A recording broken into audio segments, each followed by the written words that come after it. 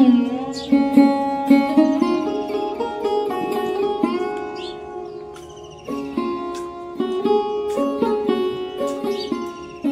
সকাল আমার প্রিয় বন্ধুরা, আশা করছি তোমরা যে যেখানে আছো সকলে ভালো আছো, সুস্থ আছো। বীরভূম জেলার ছোট্ট একটি গ্রাম থেকে আমি দৈবকী তোমাদের সকলকে জানাই আমার ব্লগ চ্যানেলে অনেক অনেক স্বাগত আর আমার অনেক অনেক ভালোবাসা। আজকে ওই 5:30টার সময় ঘুম থেকে উঠেছি, আর ঘুম থেকে উঠে মারুলি দেওয়া, উঠোন ঝাড় দেওয়া, ঘরের ভিতরগুলো ঝাড় দেওয়া, ঘর মোছা, এই সমস্ত কাজগুলো সকালের আগেই হয়ে গেছে। এমাত্র সকাল হলো, দিয়ে দেখো লালিকে গোয়াল থেকে বের করে বেঁধে দিয়ে এলাম।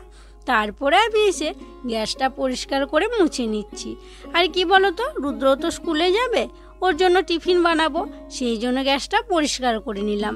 আর এমনিতেই রোজ সকালে গ্যাসটা পরিষ্কার করি, আর চাটা একটু দেরিতে হয়, তবে ওই যে স্কুলে যাবে বলে আর কি টিফিনটা আগে করব, দিয়ে চাটা তখন পরে করব।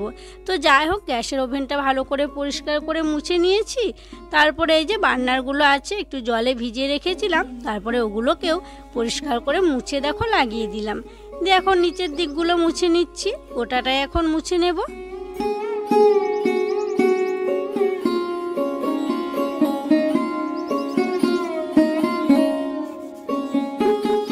গ্যাসের ঘরটা মুছে নেওয়ার পর রুদ্রর জন্য প্রথমে টিফিন বানিয়ে নিয়েছিলাম, তারপরে চাও করে নিয়েছি। দিয়ে রুদ্রকে ঘুম থেকে উঠিয়ে রেডি করিয়ে ওকে স্কুলের গাড়িতে দিয়ে এসেছি। তারপরে এসে আমি আবার কাজ করতে শুরু করলাম। তখন জানো তো অনেক কলে ভিড় ছিল, আর আমার জল নেওয়ার মতো সময়ও ছিল না, ওর টাইম হয়ে যাচ্ছিল বলে ওকে আগে দিয়ে এলাম। তারপর এখন দেখছি কলতলাটা বেশ ফাঁকা আছে, তাই এখন আমি জল ভরতে শুরু করলাম। আর বোতলগুলো তখনই রেখে গেছিলাম জানো তো। তো যাই হোক, দেখো আজকেও আর বাটি টাটি নিয়ে আসিনি, ও ছাঁকনি নিয়ে এসেছি, ছাঁকনিতে করে ছেঁকে ছেঁকে জলগুলোকে ভরে নিচ্ছি। জলগুলো ভরে নিয়ে এলাম, তারপরে একটু বাসক পাতা সিদ্ধ করছি। কি জানো তো, বাবার না খুব কাশি হচ্ছে, রাত্রেবেলায় খুব কাশছে, তাই ভাবলাম একটু বাসক পাতা রস করে দিই। আর এখানে দিয়েছি আদা, একটু লবঙ্গ, গোলমরিচ, একটু লবণ, সব কিছু দিয়ে বাসক পাতাটা বেশ অনেকক্ষণ ধরেই ফুটিয়ে নিয়েছি। আর একটু ফুটিয়ে নিব, তারপরে নামিয়ে নেব। এই দেখো বন্ধুরা, মাছ আজকে আমাদের একটা পুকুরে মাছ ধরা হয়েছে। তো পুকুরে মাছ ধরলে তো ভোরবেলাই ধরা হয়। আর কি জানো তো, মাছগুলো আনতে রুদ্র বাবা যায়নি, কাকা গিয়েছিল। রুদ্র বাবার শরীরটা ভালো নয়, কি বলো তো, ওর তো বাতের ব্যথা আছে, তোমরা তো জানোই। আর অমাবস্যা, পূর্ণিমা এগুলোতে কিন্তু বাতের ব্যথাটা বাড়ে, তো সেই জন্য ও উঠতে পারেনি বলতে কি বলো তো, উঠেছে মানে বিছানাটা ছাড়তে পারেনি, ব্যথা করছিল, সেই জন্য শুয়েছিল। তো কাকা গেছিলো আনতে, ভাগে দেখো এই মাছগুলো পেয়েছি, দিয়ে কাকা দিয়ে গেল আমাদের বাড়িতে। কাকারাও পেয়েছে এত কটা, আমরাও পেয়েছি, মানে কাকাদের আমাদের সমান সমান ভাগ।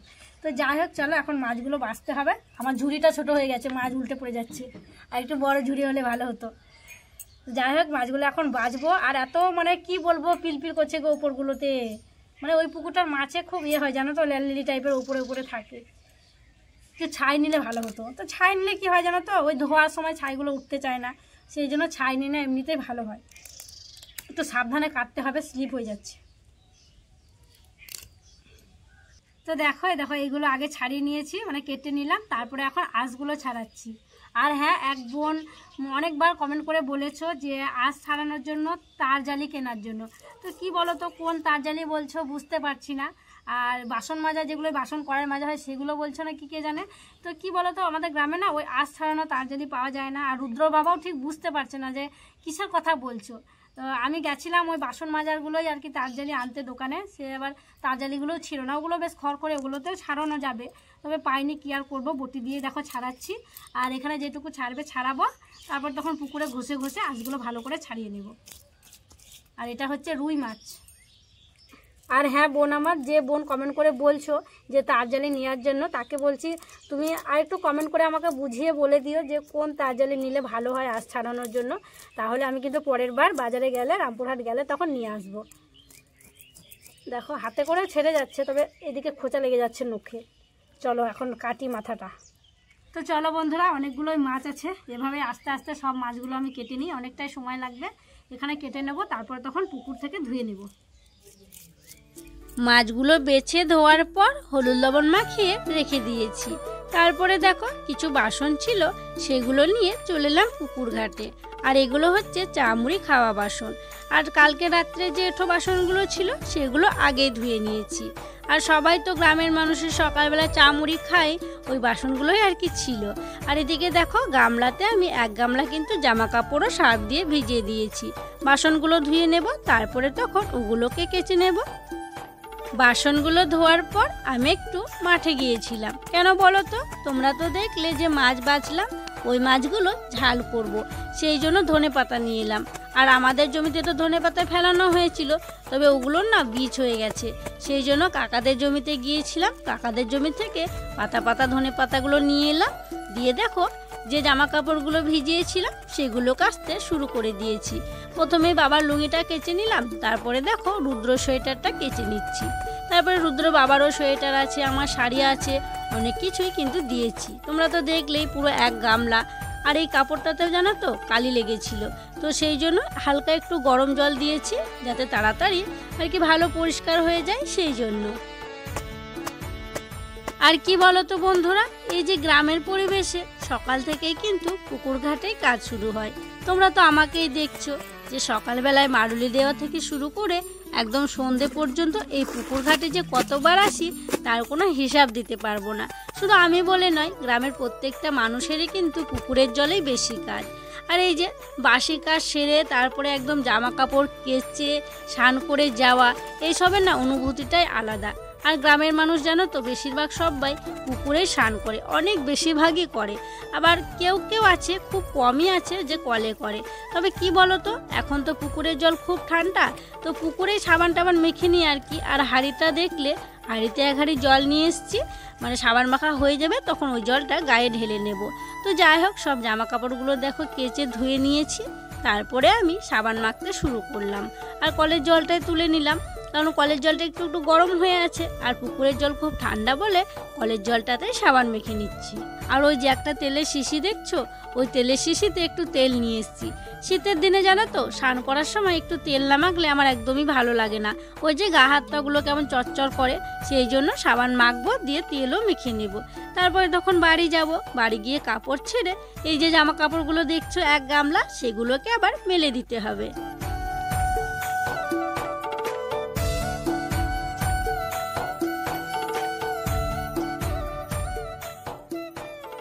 জামা কাপড়গুলোকে কেচে দেখো স্নান করে চলে এসেছি। আর এই যে জামা কাপড়গুলো মেলে দিয়েছি। কোথায় গিয়েছিলে তুমি? নিয়ে এলা? কোথায়, অনন্তপুর না দাঁতপুর? ও, ওই যে পেঁয়াজের মানে জোড়া দেওয়া হবে, সেই জন্য নিয়ে এলো ইউরিয়া নাকি। আর এরকম মাকে এখন ঢাকা মুখো দিয়ে রেখেছি, এত রোদের তাপ কি বলবো, রোদে থাকা যাচ্ছে না, সেই জন্য এইভাবে দিয়েছি আর কি, চাদর ঢাকা দিয়ে মা আছে। রুদ্র সোয়েটারটা থেকে কত জল পড়ছে দেখো, এত নিগড়েছি তাও। আর ওই যে মুড়ির চালগুলো কালকে মেলেছিলাম, আজকেও দেখো মেলে দিয়েছি, কালকে যাবে মুড়ি ভাজতে। আর ওইদিকে দেখাচ্ছি, আর ওইদিকে টিনে দেখো রুদ্র বাবার প্যান্টটা, রুদ্রর প্যান্টটা আর রুদ্রর কাঁথাটা মেরে দিয়েছি। কই দেখো ইউরিয়া নিয়ে এসছে, পুরো চিনি। সরে যাও, দেখা যাচ্ছে না ভালো। একবার খেলেই শেষ না, পেট খারাপ তো হবে অন্তত। দেখো ঘরে রাখিও, খেয়ে নেবে কিছুতে। তো চলো, জামা কাপড়গুলো যখন মেলা হয়ে গেছে, এখন আমি ঠাকুর সেবাটা দেবো, তারপরে তখন খাওয়া দাওয়া। এখন বাজে ওই 10:30টা মতো, আমার ঠাকুর সেবা দেওয়া হয়ে গেল। তারপরে দেখো আমি সবার জন্য জল খাবারটা বেড়ে নিচ্ছি। আর আজকে জল খাবারে মুড়ি দিয়ে খাওয়ার জন্য করা হয়েছে মসুরি সিদ্ধ, যেটার খোসা লাগানো থাকে সেটা, ডালটা নয়, যেটা ডাল খাওয়া হয় সেটা নয়। আর এই মসুরি সিদ্ধ দিয়ে মুড়ি খেতে তো দারুণ লাগে। আর দেখো সাথে দিয়ে দিয়েছি কাঁচা লঙ্কা আর কাঁচা পেঁয়াজ। 4 জনের বাড়লাম, কারণ আমরা 4 জনই আছি, মা, বাবা, রুদ্র বাবা আর আমি। এদিকে দেখো মায়ের মুড়িটা মেখে দিচ্ছি, কারণ মায়ের তো হাতে ব্যথা, সেই জন্য মা মুড়ি মেখে খেতে পারে না, তাই আমি মায়ের মুড়িটা মেখে দিচ্ছি। মায়ের মুড়িটা মাখানোর পর দেখো সবাইকে দিয়ে দিয়েছি। মায়েরটা মাকে দিয়ে দিয়েছি, বাবাকে দিয়েছি, রুদ্র বাবাকে দিয়েছি, আর আমিও নিয়ে নিয়েছি। আর 4 জনে মিলে গল্প করছি আর মুড়ি খাচ্ছি। রুদ্রর বাবা তো কালকে হাটে গিয়েছিল, হাট থেকে কাঁচা লঙ্কা নিয়ে এসছে, দিয়ে সবাইকে তো ওই লঙ্কায় দিয়েছি, শুধু মাকে দিইনি। দিয়ে রুদ্র বাবা খাচ্ছে আর আমাকে বলছে যে লঙ্কাগুলো ঝাল নয়। দিয়ে আমি বলছি হ্যাঁ লঙ্কাগুলো ঝাল নয়। তুমি মোটা মোটা লঙ্কা নিয়ে এসছো, ছোট ছোট দেখে শক্ত শক্ত লঙ্কা আনতে পারলে সেগুলো বেশি ঝাল হয়। যে রুদ্রবাবা বলছে দেখো দেখি তুমি খেয়ে দেখো, মানে সত্যি গো লঙ্কাগুলো ঝালই ছিল, মানে মোটা মোটা লঙ্কা নিয়ে এসছে বলে আমি ভেবেছিলাম যে ঝাল হবে না, কিন্তু লঙ্কাগুলো প্রচণ্ড ঝাল, একদম যেমন মোটা তেমন ঝালও আছে। খাওয়া দাওয়া করে রান্না বান্না করার যোগাযন্ত্র শুরু করে দিলাম। আর জানো তো দিদি শাশুড়ি আজকে একটা লাউ দিয়ে গেছে, মানে আমাকে সকালবেলাতেই জিজ্ঞাসা করছিল যে লাউ খাবে, তো আমি বললাম দিয়েন খাবো, অনেক কদিনই খাওয়া হয়নি, তো সেই জন্য একটা লাউ দিয়ে গেছে। সেই লাউটাও দেখো এখন কাটতে বসেছি। তো প্রথমে লাউটা দেখে আমি ভেবেছিলাম একটু বুড়ো হবে, মানে বীজ হয়ে যাবে, কাটার পর দেখছি লাউটা একদম পুরো জালি গো, মানে এত জালি কি বলবো, আমি তো ভেবেছিলাম বুড়ো। তো যাই হোক দেখো এভাবেই কিন্তু কুচি কুচি করে কেটে নিচ্ছি, তারপরে মাছের মাথা দিয়ে ঘন্ট বানাবো। লাউটা কাটা হয়ে গেছে, আর এদিকে দেখো উনুনটাও ভালোভাবে জ্বলতে শুরু করে দিয়েছে। এখন আমি হাঁড়ি কড়াইটা বসিয়ে দিচ্ছি। আর তোমরা যেদিন থেকে বলেছো যে ফাঁকা হাঁড়ি বসাতে নেই, সেদিন থেকে কিন্তু আগে আমি জল দিই তারপরে হাঁড়িটা বসাই। আর আজকে একটু উল্টো পাল্টা করে হাঁড়ি কড়াইটা বসিয়েছি। অন্যদিন তোমরা দেখো প্রথমে হাঁড়িটা এইদিকে দিই আর কড়াইটা ওই দিকে দিই। আর আজকে তো মাছগুলো প্রথমে ভাজবো, তেমন কোনো মশলাগুলো বাটা হয়নি আজকে, তো সেই জন্য কড়াইটা এইদিকে দিয়েছি। ওইদিকে তো অল্প আঁচ যায়, তোমাদেরকে বলেছি মাছগুলো ভেঙে যাবে, তো সেই জন্য ভাতের হাঁড়িটা ওইদিকে বসিয়েছি। তো যাই হোক দেখো মাছের পিসগুলো খুব সুন্দর লাল লাল করে ভেজে নিয়েছি, তারপরে তুলে নিলাম। আর এখন যে মাথাগুলো আছে সেগুলোকে দিয়ে দিচ্ছি। এই যে দেখো সব মাছগুলোকে ভেজে নিয়েছি, দিয়ে এই থালাটার মধ্যে রেখেছি। দেখো একদম লাল লাল করে মাছগুলোকে ভেজে নিয়েছি। আর এই দেখো মাছের মাথা দিয়ে লাউ ঘন্ট করেছি। মাছের মাথা ছিল, যে বড় বড় মাছের মাথাগুলো ছিল, ওই দুটো বড় মাছের মাথা দিয়ে লাউয়ের ঘন্ট করেছি। তো ঘন্ট করাটা শেয়ার করা হলো না, তো যাই হোক ঘন্টটা দেখো আমার রেডি হয়ে গেছে। আর ওদিকে মাছের ঝালটা এখন করে নেব। আর এদিকে মাছের ঝাল করার জন্য মশলাটা দেখো কষিয়ে নিচ্ছি। ধনে পাতা দিয়েছি, একটা ছোট টমেটো কুচি দিয়েছি, আর যা আর কি মশলা দিই মাছের ঝালে সেই সমস্তগুলো দিয়েছি। তো দেখো মশলাটা ভাজা হয়ে গেছে, এখন আমি জল দিয়ে দেবো। খুব সুন্দরভাবে মশলাটা কষিয়ে নিয়েছি।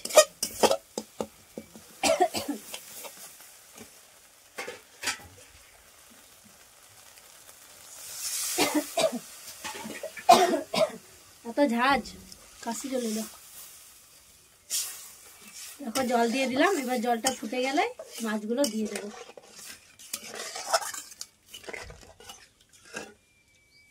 জলটা দেওয়ার পর দেখো ঝোলটা টক বগিয়ে ফুটে উঠেছে, আর আমি ভেজে রাখা মাছগুলো এখন দিয়ে দিচ্ছি। তো আজকে তো সব মাছ খেয়ে নেব না, কারণ অনেকগুলোই মাছ আছে, তো অর্ধেকটা আজকে রান্না করব আর অর্ধেকটা কালকের জন্য রেখে দেব।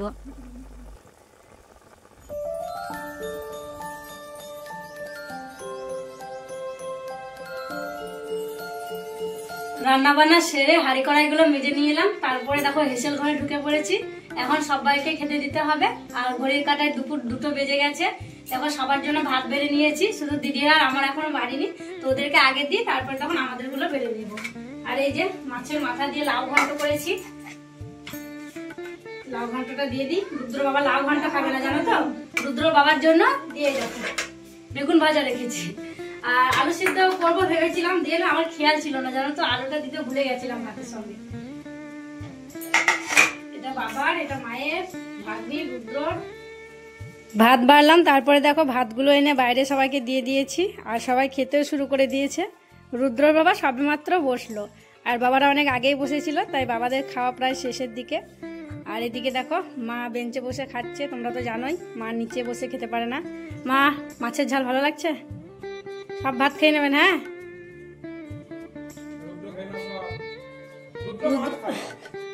মাছ খেতে চায় না, মাছটাকে এক ধারে রেখে দিয়েছে, বলছে মাছ খাবো না আমি।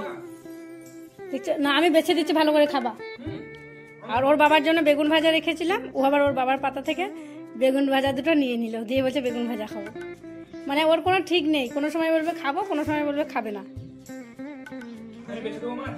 তো যাই হোক ওদের খাওয়া হয়ে গেলে তারপরে আমাদের দুজনের বেড়ে নেবো, দিয়ে আমরাও খেয়ে নেব। সবার খাওয়া দাওয়া হয়ে গেছে, তারপরে এঠো বাসনগুলো নিয়ে পুকুর ঘাটে চলে এলাম বাসনগুলো ধুয়ে নেব বলে। আর এই যে হাঁড়িটা দেখছো, হাঁড়িটায় কালকের একটু ভাত ছিল, লালিকে দিয়ে দিলাম, তারপরে হাঁড়িটাকেও নিয়ে চলে এলাম। তো চলো বন্ধুরা, এখন আমি বাসনগুলো মাজি আর তোমাদের সুন্দর সুন্দর নামগুলো নিয়ে ফেলি। প্রথম নামটি হচ্ছে, এক বোন লিখেছে, তোমার ভিডিও দেখতে আমরা সবাই খুব ভালোবাসি, তোমার ভিডিওতে আমাদের 3 জনের নাম নিও। আমার নাম দোলন বৈরাগ্য, আমার মেয়ের নাম অনুসুয়া বৈরাগ্য, আমার ছেলের নাম রাধেশ্যাম বৈরাগ্য। এই যে বোন, তোমাদের 3 জনেরই নাম নিয়ে নিলাম, আর তোমরা সবাই খুব খুব ভালো থেকো গো। তারপরের নামটি হচ্ছে আদ্রা থেকে এক বন্ধু লিখেছে, তোমার ভিডিও আমরা বাড়ির সবাই দেখি, খুব ভালো লাগে, তোমার ভিডিওতে আমাদের নাম নিও। আমার নাম রুহি, আর আমার হাজবেন্ডের নাম সোনু, আর মেয়ের নাম অর্ণবী। এই যে বোন, তোমাদের 3 জনেরই নাম নিয়ে নিলাম, আর তোমরা সবাই খুব ভালো থেকো। তারপরের নামটি হচ্ছে হাওড়া থেকে আশা সান্ত্রা দিদিভাই লিখেছে, তোমার ভিডিও খুব ভালো লাগে, আর তোমার গলার আওয়াজটাও খুব সুন্দর, তোমার ভিডিওতে আমার নামটি নিও। এই যে দিদিভাই, তোমার নামটি নিয়ে নিলাম, আর তুমি খুব ভালো থেকো গো। আর দেখো, তোমাদের সুন্দর সুন্দর নামগুলো নিতে নিতে আমার বাসন দেওয়া হয়ে গেছে, তারপরে ঘরে এসে জামা কাপড়গুলোও তুলে নিলাম। আমার বাড়ির কাজগুলো সামলাতে সামলাতে বিকেল 4টে বেজে গেল। কি বলতো, খাওয়া দাওয়া করি, তারপর অনেক কাজ থাকে, সেগুলোই আর কি করছিলাম। আর এদিকে মা তো শুয়েছিল খাওয়া দাওয়া করার পর, 4টে বেজে গেছে, মা ঘুম থেকে উঠে পড়েছে। মাকে দেখো এই যে গেটের এখানটায় বসিয়ে দিয়েছি, একটু বিকেলবেলা এখানে বসে থাকে, ওই যে মানুষজন যায় একটু কথা বলে, একটু ভালো লাগে, সেই জন্য এখানটাতেই বসানো হয়। আর মায়ের চুলে দেখো এখন তেল দিয়ে দিচ্ছি। মা আজকে জানো তো শ্যাম্পু করেছিল, দিদি শ্যাম্পুটা করিয়ে দিয়েছিল, তো আমি এখন একটু তেল দিয়ে দিলাম। শ্যাম্পু করা চুলে মা নাকি বেশিক্ষণ থাকতে পারে না, সেই জন্য একটু সর্ষের তেল দিলাম, হালকা করেই দিলাম। মা তো নারকেল তেল দিলে ঠান্ডা লেগে যায়, সেই জন্য সর্ষের তেল দিলাম। তারপরে দেখো বিনুনি করে মায়ের চুলটা গুঁথে দিচ্ছি। আর আমার এখন চুল আঁচড়ানো হয়নি, মাকে আগে চুল বেঁধে দিই, তারপরে তখন আমার চুলটা আমি বেঁধে নেব।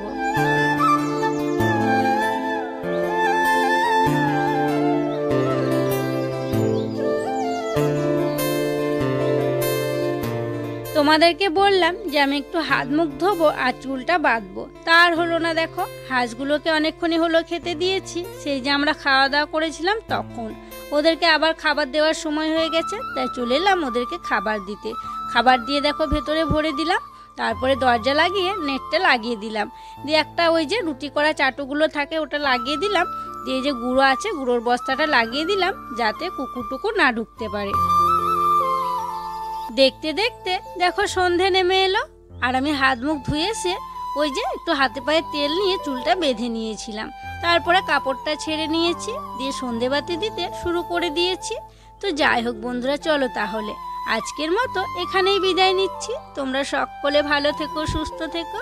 আর যারা নতুন বন্ধু হয়ে আমার এই ভিডিওটি দেখছো, তাদেরকে আমার পাশে থাকার জন্য অনুরোধ করছি। আর যারা পুরনো বন্ধু হয়ে আমার পাশে আছো, তাদেরকে আমার অসংখ্য অসংখ্য ধন্যবাদ আর অনেক অনেক ভালোবাসা। দেখা হবে আবার পরবর্তী ভ্লগে।